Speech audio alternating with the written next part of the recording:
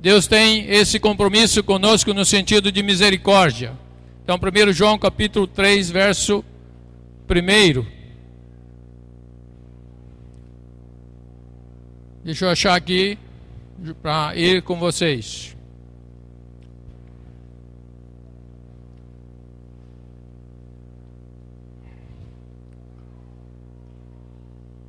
Esse texto nos trata como filhos.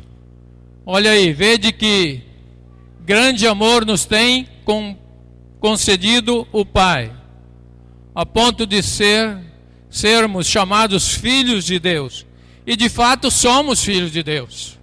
A palavra está afirmando isso, que nós somos chamados de filhos e de fato somos filhos de Deus. Ou somos filhos de Deus ou não somos. Somos criaturas, né, que vivem em total desordem com a vontade de Deus. Então aqui diz que somos filhos de Deus. E de fato somos filhos de Deus. Então esse texto me chama a atenção e me ensina sobre essa paternidade, esse cuidado de Deus. Esse amor do Pai, que nem vi cara a cara, mas vivo esse senhorio, esse amor do Pai pelo Espírito que Ele nos deu, o Espírito Santo que Ele derramou sobre todos aqueles que creem. Então, o crer é fundamental e o ser filho de Deus é a consumação de toda a obra de Deus. Se eu olhar para Judas, Judas é o último capítulo antes de Apocalipse, no versículo 1, quando Judas, irmão de Tiago, irmãos do Senhor, ele era um líder em Jerusalém, ele estava escrevendo essa carta para os judeus cristãos que habitavam ali naquelas regiões, e ele diz a mesma coisa. Ele diz, Tiago então, escrevendo para os irmãos, ele diz: amados de Deus, Pai, e guardados em Jesus Cristo. Amados de Deus Pai e guardados em Jesus Cristo. Isso é uma iniciativa divina, algo que Deus quis assim, aos chamados amados. Amado, querido, santificado, tratando já os filhos como aqueles escolhidos, totalmente separados, fora do mundo, da vontade do mundo. Então ele disse, esse foi a tratativa que Judas, não é Judas Iscariote, é Judas, irmão do Senhor aqui, irmão de Cristo, e a palavra diz isso. Se você olhar outros textos, você vai confirmar que ele e Tiago era irmão de Cristo, porque Maria teve vários filhos, viu? Quem não sabe, fica sabendo agora. É só ler a Bíblia inteira, nós ficamos sabendo. Então esse texto também me chama a atenção aos chamados amados em Cristo, em Deus Pai, e guardados em Cristo, guardados, não é esquecidos, guardados, nós somos guardados em Cristo, filhos de Deus. E eu preciso tomar posse dessa palavra, ou não só da palavra, mas dessa verdade, dessa vida sobrenatural de Deus sobre a minha vida. Porque sou filho de Deus. E tudo isso acontece por iniciativa divina. Ele pensou, Ele quis que eu fosse seu filho. Ele quis que você fosse, que você seja, que você é hoje o filho de Deus. Aí nós vemos Deus separando os crentes para si. Ele diz, você creu, vem para cá, vem para esse lado. Separando, não separação no sentido humana, mas no sentido de consagração, de trazer para perto o Filho de Deus. Essa palavra chamado, ou chamados, que está lá em Gálatas, capítulo 1, verso 6, às vezes me dá, é uma palavra do grego, quer dizer kaleo, né? Kaleo é chamado por iniciativa divina, é K-A-L-E-O, kaleo, que é chamados por iniciativa divina para uma missão, é por intimação ou pela vontade de Deus, para um propósito, para Ele mesmo, para que seu nome seja glorificado. Então, tanto nesse texto de Gálatas 1:6, como Romanos 8:30, como Romanos também 9:24-30, fala a mesma coisa. Não vou abrir aqui por causa do nosso tempo aqui, certo? Mas, então, no tempo de meditação minha da palavra, nesses dias, nessas noites, todo o tempo, eu falo, poxa, eu sou um caleu, né? Sou um chamado. E você é um caleu, meu irmão, né? Você é caleu, você é um chamado de Deus. Então, nesse texto, me ensinou tanto sobre o chamado. Deus usa no seu original a mais profunda revelação para nos trazer sobre um convite ou uma intimação para um chamamento de Deus, para participar das bênçãos do seu reino e do seu propósito. É um chamamento. Deus, eu criei, me arrependi, me batizei, obedeci, e agora Deus me chama para ter mais comunhão, mais intimidade, mais revelação, mais discernimento, mais conhecimento dele. Por isso, esse chamado para revelar as coisas do alto, as coisas divinas. Então, Deus sempre chama com um propósito, para uma missão. Porque Deus, sempre a vontade do Senhor, a vontade do nosso Pai, é glorificar o seu próprio nome. Nós vamos ver em mais alguns textos sobre isso. Então Deus nos chamou para ser suas testemunhas, para revelar Cristo aos pecadores e assim cumprindo o seu propósito. Então Deus tem um propósito. Por que Ele me separou? Por que Ele me chamou? Ele tem uma finalidade. Ele sempre tem propósito em seus planos, em suas estratégias, em seus projetos. Portanto, o texto que nós temos aqui, de 1 Pedro 2,9, diz, vós sois. Mas lá no fim diz, a fim de proclamardes as virtudes, finalidade. Finalidade. Ele não me chamou para ser um crente somente, para ir na reunião do salão, reunião do templo, para ir na reunião do discipulado somente. Ele diz me chamou para me proclamar as suas virtudes, a sua verdade. Proclamar os seus feitos que Ele fez na minha vida. Então, chamados por iniciativa divina nesse sentido. E quando nós somos chamados, vem essa pergunta.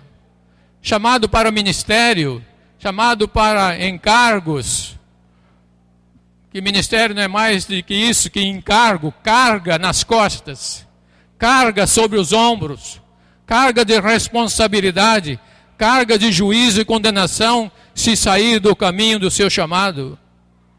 Às vezes alguém quer ser, ou pode querer ser, mas quando ele está, ele vê essa carga, esse peso desse chamado, porque Ele te chamou, Ele nos chama para uma missão. Então, quando nós fomos chamados?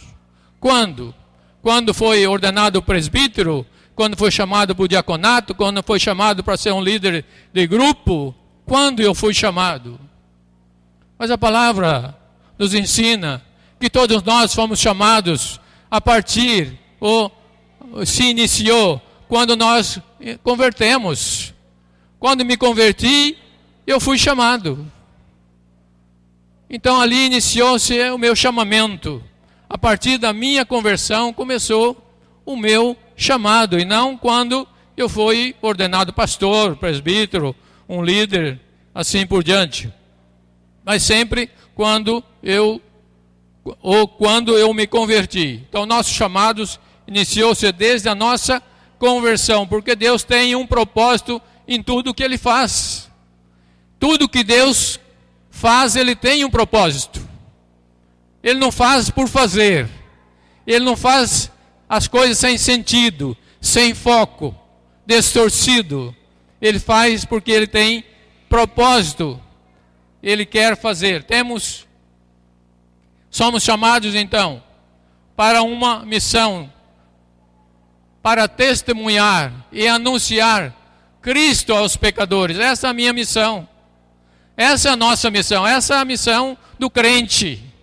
A missão do crente não é ir somente na reunião. A missão do crente não é ir somente no grupo discipulado, nem só comer no grupo discipulado. A missão do crente é ser luz e sal da terra. Aquele que proclama a verdade, aquele que testemunha com a sua própria vida. A maior proclamação que aprendemos no Evangelho é o nosso testemunho de vida. Fala muito mais alto, muito mais forte do que qualquer ir na reunião, qualquer tempo em outras situações. Nós aprendemos que a força da igreja, entra aqui no sentido corpo, que a força da igreja está em todos nós. A força da igreja está em mim, está em você, está em todo o corpo, está em todos os crentes, todos aqueles que creram, todos aqueles que se arrependeram, todos aqueles que se entregaram ao senhorio de Cristo. A força está em nós. Olhamos para Mateus 25, onde fala da parábola dos talentos. Deus olhou para todos, aqueles 3 grupos de pessoas, 5, 2 e 1. Ele não deixou ninguém de fora, ele olhou todos iguais. Todos eram filhos, todos eram chamados de Deus. E ele confiou neles, e ele fez esse chamamento para eles. Alguns corresponderam, ou a maioria correspondeu. Um só ficou duvidando, achou que o Senhor era muito severo, era muito tirano, era muito cobrador, muito exigente. Ele preferiu não fazer nada. É melhor fazer, porque se eu fizer eu posso errar. Queridos, faça se Deus te mandar. Se você errar, a gente conserta. É melhor errar fazendo do que negligenciando, do que deixar de fazer. Eu preciso fazer. Então a igreja foi chamada para um ministério, para um serviço, uma carga, o ergo do grego, ergo, carga do grego, chamado para uma missão de proclamar a verdade, porque o próprio Senhor diz em 5,16 Mateus, e assim brilhe a vossa luz. Diante de quem que ele disse isso? Nossa luz tem que brilhar diante dos homens. Não é só dentro do templo, não é só dentro do grupo. É diante dos homens, diante dos pecadores. É no trabalho, é na viagem, é na família, em todo lugar. Nossa luz tem que brilhar. Por isso eu disse no início, talvez essa palavra é forte, mas é forte mesmo, porque está falando com os filhos de Deus. Com os filhos de Deus se fala sério, se fala forte também. Vou citar 2 exemplos de homens que está na Bíblia sobre chamados. Um deles foi Abraão. Abraão, quando chamado, ele creu e obedeceu. E diz que imediatamente, no versículo 4 do capítulo 12 de Gênesis, no versículo 4, depois que Deus chamou Abraão e disse, sai da tua terra, você e toda a tua turma, toda a tua parentela, e vai para uma terra que eu vou te mostrar. Abraão não perguntou para onde. Ele creu e obedeceu. Essa é a diferença de crer e obedecer. Às vezes nós cremos, mas demoramos um pouco para obedecer. E Abraão, ali fala, tanto em Gênesis 12, como em Hebreus 11, 8 também diz esse mesmo texto, que Abraão, quando chamado, creu e obedeceu. Foi chamado Abraão por uma missão, para ser pai das nações no sentido de fé. Pai Abraão no sentido de fé. Considerado um ícone, alguém que é referência no sentido de fé. Mas tem outro personagem que relutou quando foi chamado.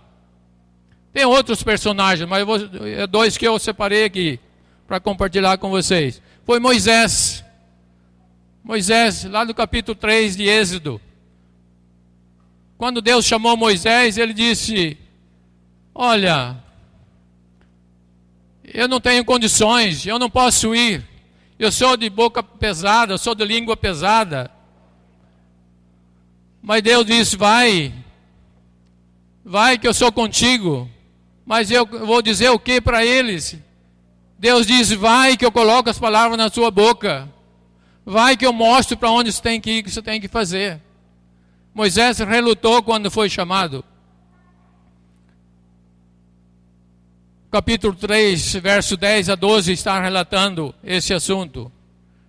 E disse ainda Moisés: quem sou eu para ir a Faraó e tirar do Egito os filhos de Israel? Quem sou eu? Em que Moisés estava baseado nessa hora? Na sua força, no seu conhecimento, na sua estratégia, na sua experiência. Mas Deus não estava falando do particular de Moisés. Deus estava falando: Moisés, eu estou te chamando. E eu estou te enviando também. Você vai na minha força. E que você não souber falar, eu vou te revelar. Eu vou te mostrar. E o Senhor disse: eu sou contigo.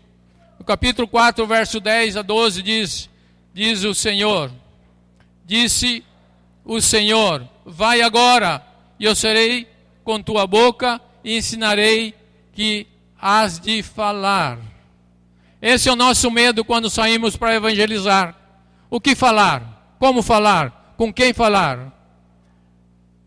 E eu tenho me corrigido e visto também que muitas vezes precisamos corrigir, porque quando saímos para evangelizar, temos que falar querigma e não de jaque. Falar de fé, de Cristo Jesus, e não de doutrina dos apóstolos. Falar de doutrina, de mandamentos, de regulamentos doutrinários. Nós temos que falar de Cristo Jesus, querigma, gerar fé nos corações. Precisamos gerar fé primeiro, porque se não creu, não obedece. Se não creu, não decide. Se não creu, não vai, não anda, não avança, não persevera, não continua. Ninguém é capaz de fazer as coisas de Deus por sua capacidade, por sua força, ou por Ele mesmo. Ninguém é capaz.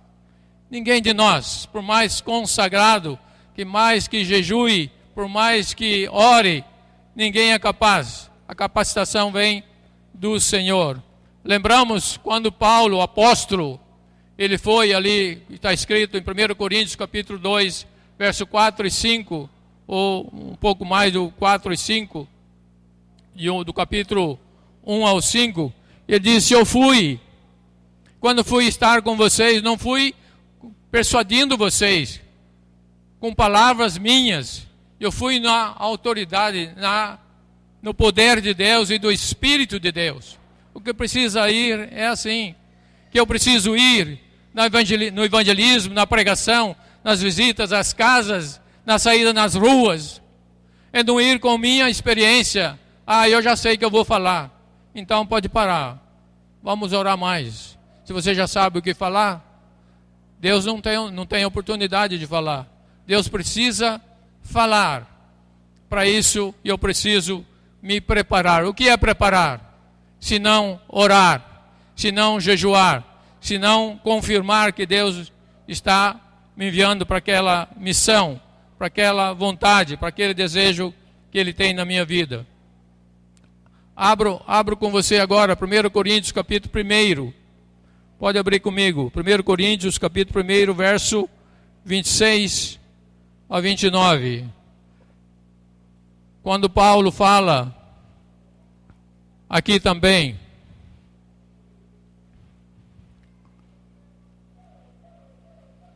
sobre chamamento e sobre como conduzir as coisas.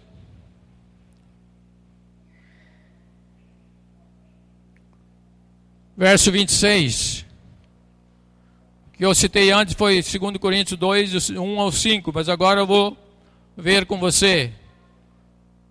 1 Coríntios capítulo 1, verso 26 diz: irmãos, reparai, pois a vossa vocação, visto que já não foram chamados muitos sábios, segundo a carne, nem muitos poderosos, nem muitos nobres de nascimento. Pelo contrário, Deus escolheu as coisas loucas do mundo para envergonhar os sábios, e escolheu as coisas fracas do mundo para envergonhar os fortes. E Deus escolheu as coisas humildes do mundo e as desprezadas e aquelas que não são, para reduzir a nada as que são, a fim de que ninguém se vanglorie na presença de Deus. Ir na total dependência. Nós não somos craques, nós não somos nada sem Deus. Em toda missão, em todo projeto, se não tiver Deus no projeto, se não tiver Deus na frente, nós não chegamos a lugar nenhum. Então esse texto me ensina sobre essa missão. E Paulo fala, olha, quando eu liguei esse texto com a questão de Moisés, quando disse, eu não sou sábio para ir diante de Faraó, e Deus falou, você não tem mesmo, mas eu que vou te dar sabedoria, vou te dar as palavras, vou estar contigo. Então esse texto, Deus escolhe as coisas mais difíceis, mais esquisitas das coisas para envergonhar os fortes. Em toda missão do reino de Deus, temos que ir na dependência do Espírito Santo. Toda missão, temos que ir na dependência do Espírito Santo. Por isso, precisamos orar. Por isso, precisamos jejuar. Por isso, os irmãos jejuam. Por isso, a igreja ora para ir no poder do Espírito e não no ânimo, só no oba. Não na nossa própria força e nosso próprio conhecimento. Lembramos, junto com os irmãos, quando Pedro e João estavam sendo perseguidos, oprimidos ali, porque tinha curado um homem, e todos estavam procurando prendê-los.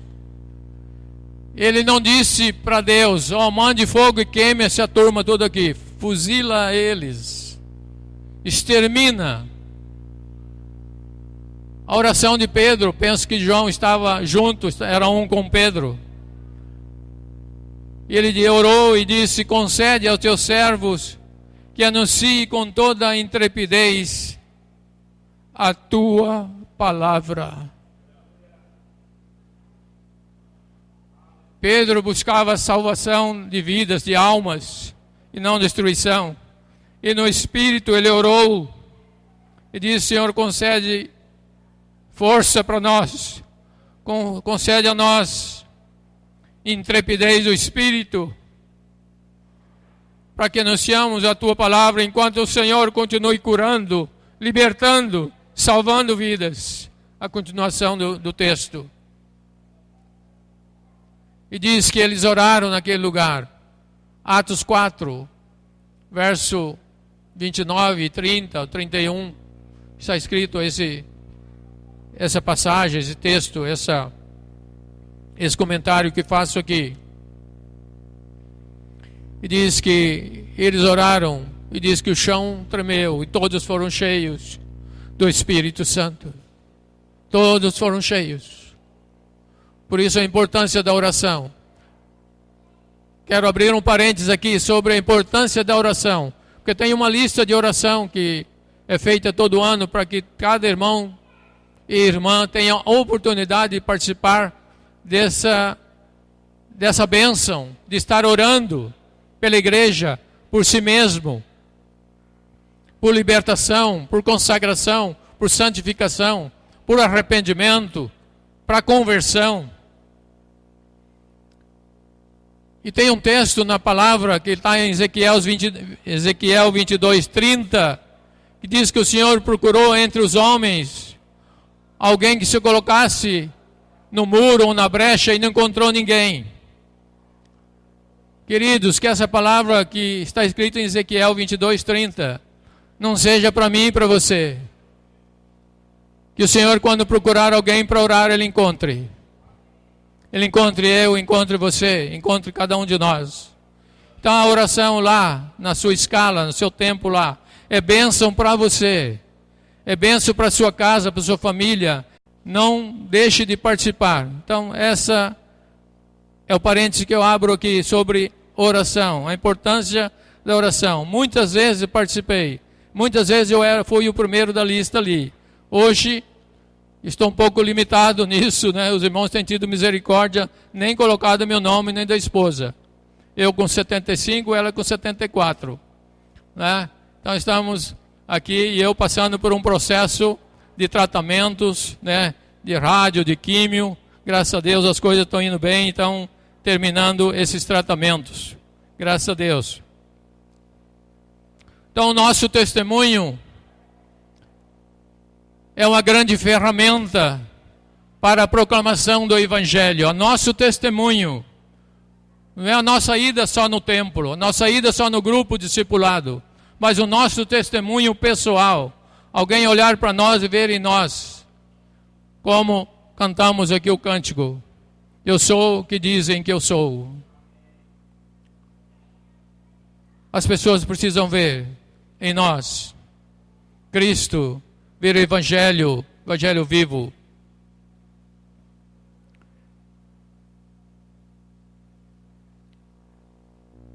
Tem um texto que eu quero citar para vocês, um acontecimento também que está em Marcos 5, vários versículos, mas vou citar só o 19 de Marcos 5, quando aquele homem que era possesso e foi liberto, ele quis andar com Jesus. Ele quis andar sempre com Jesus. Portanto, onde Jesus estava, ele estava. E a hora que Jesus estava indo para um lugar, ele queria ir junto. E Jesus disse para ele, não, você não vai comigo, você vai para a tua casa. Marcos 5,19, ele disse Jesus ao que foi liberto, vai para a tua casa, para os teus, e anuncie-lhes tudo o que o Senhor te fez, e como teve compaixão de ti. Anuncie para a tua família, para teus amigos, para teus parentes. Às vezes eu cobro de mim mesmo essa questão. Eu tenho anunciado aos meus parentes, tenho anunciado à minha família, meus conhecidos. E Jesus falou, é preferível, é muito mais importante você ir para a tua família e falar o que Deus fez para você, de que você ir comigo. Vai lá na sua casa e dá o testemunho, que como Deus te fez, como Ele te perdoou, como Ele te revelou, como Ele te mostrou, como Ele gerou fé no teu coração, como você decidiu, movido pela fé. Esse texto me ensina sobre oportunidade de servir, de proclamar, de ir.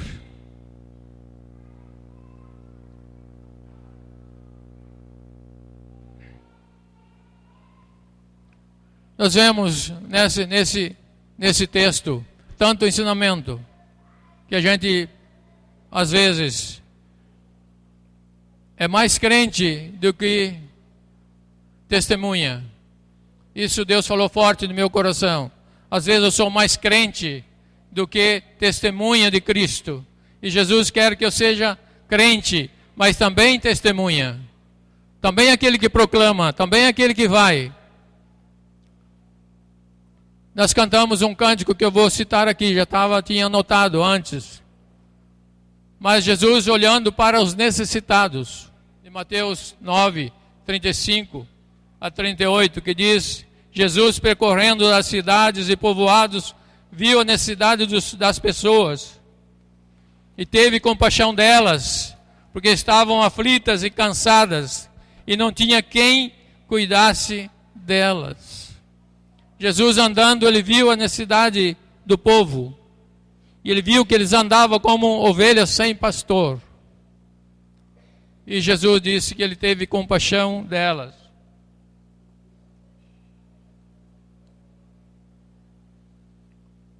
Esse texto, logo em seguida, nós vemos em Jesus, na pessoa do Senhor Jesus, o grande estrategista. O grande estrategista, porque ele disse: olha, nós não damos conta sozinhos. Vamos chamar mais gente para nos ajudar. Vamos chamar mais gente. Nós precisamos de mais gente para nos ajudar. Nós não damos conta. É tanta gente para curar, para ser liberto, para ser ajudada, para ressuscitar. Tem tanta gente. Nós não damos conta. Vamos chamar. Então vejo nesse texto que Jesus foi o grande estrategista. Ele pensou, falou: vamos chamar gente para nos ajudar. Então chamou quem? Primeiro os discípulos. E dentre a turma de discípulos, ele pegou 12 só. 12 discípulos. E trabalhou com eles um bom tempo, andando e curando e fazendo a obra junto com eles para que eles aprendessem. Então vejo aí o discipulado. O discipulado, o ensino do discipulado. Se eu não andar com alguém que sabe mais do que eu, para aprender, para ser motivado, para que eu receba mais de Deus através desse irmão. Outro dia, conversando com um irmão que não mora aqui em Rio Preto, mas que eu tenho bastante comunhão com ele, outros irmãos também têm. Mora em Miguelópolis, né, Hélio? Amém? Ele disse: olha, irmãos, eu estou buscando aqui uma comunidade para me vincular, porque eu estava vinculado com a comunidade de São Paulo e era muito difícil nosso caminhar junto pela distância, muita dificuldade. Eu disse: olha, não demore a fazer isso, porque Deus ministra na nossa vida através dos irmãos, e nós precisamos ser pastoreados. Então não demore a fazer isso, não. Procure logo uma comunidade, ore a Deus, você, a esposa e seus filhos. E vincule ali com o pastor para que você seja pastoreado. E através da vida da igreja, dos irmãos, você seja abençoado, guardado no Senhor.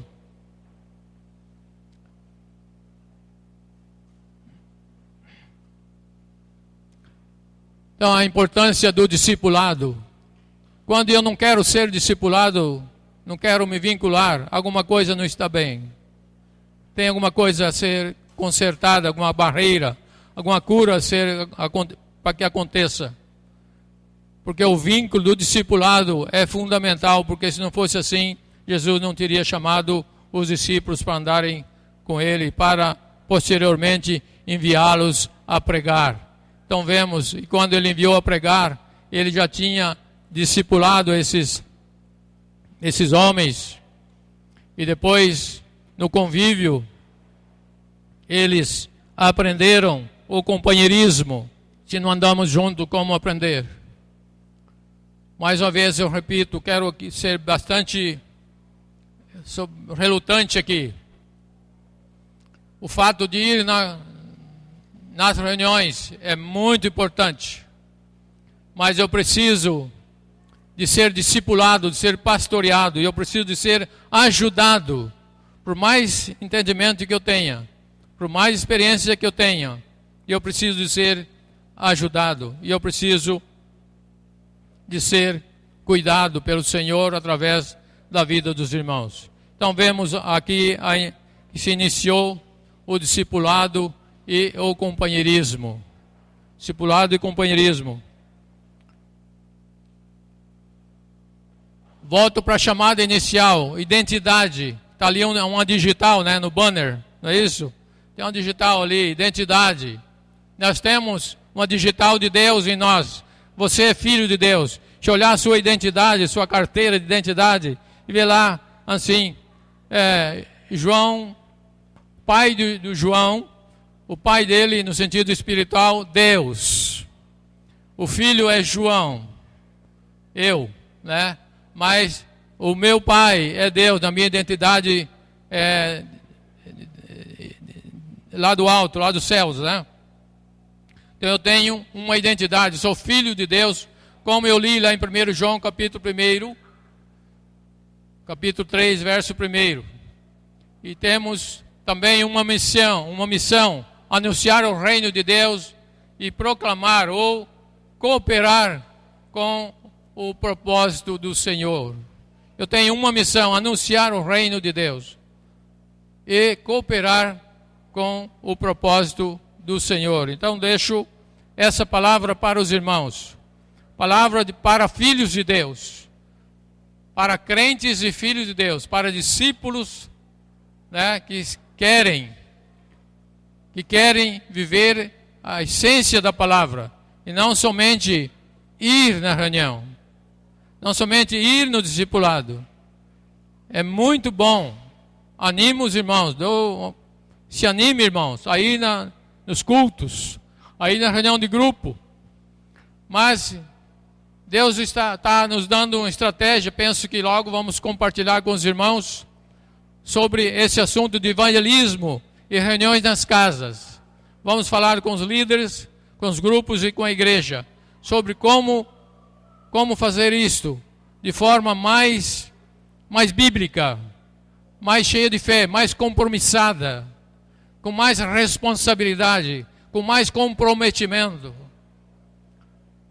Estamos orando nesse sentido, porque não queremos ser precipitados, porque temos temor de Deus no coração.